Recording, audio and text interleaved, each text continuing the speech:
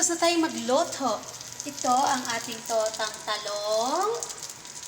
Ito ang ating chicken na tinola. Kukuha na tayo na daan dito kasi mamaya ilagay ko na to. Hindi pa tayo nakakuha. Eh gusto ko yung ulo. Gusto ko yung ulo na ano. Kukuha na tayo na daan para hindi na tayo mahuli sa bakbakan. Mamaya mahuli tayo sa bakbakan eh. Kasi ano ba dito yung ano, pakpak? Ganito na lang yung kukunin natin kasi okay na. Sabaw na lang. Ayos na sa akin guys.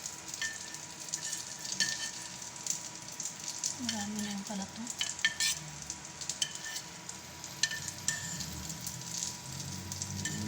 Ano ba yung pakpak? Ito yung pakpak. Kunin natin yung pakpak. Ayan.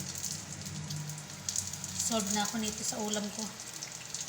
Ayan na guys, ang ating kaulam sa ating mga butihing amo. Ayan na po.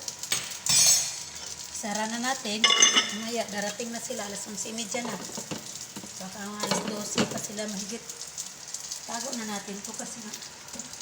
Yan ang ulamin natin. Ayan. Ang ating tortang talong. Talong skit. Ito.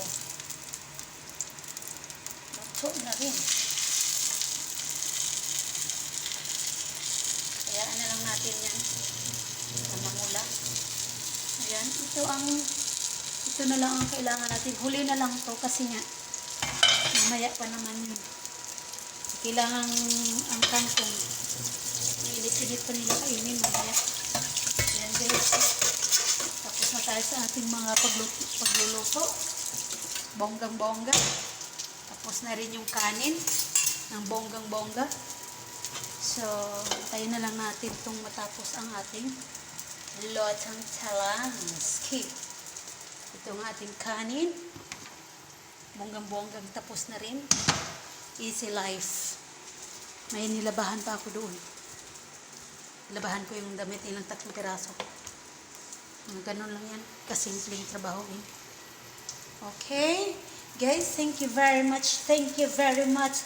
Magandang tanghali. Magandang tanghali. Bayan.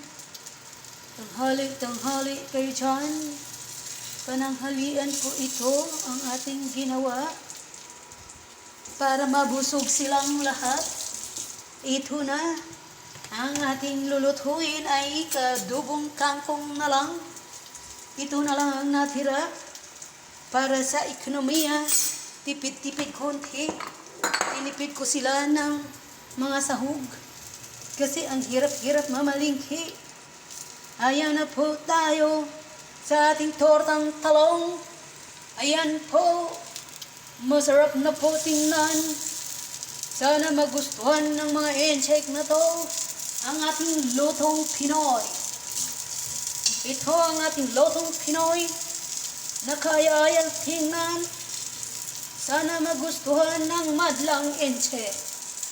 Maraming salamat sa panunood, mga kaigans.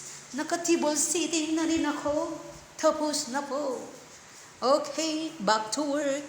Bye-bye. Love you. Much afternoon.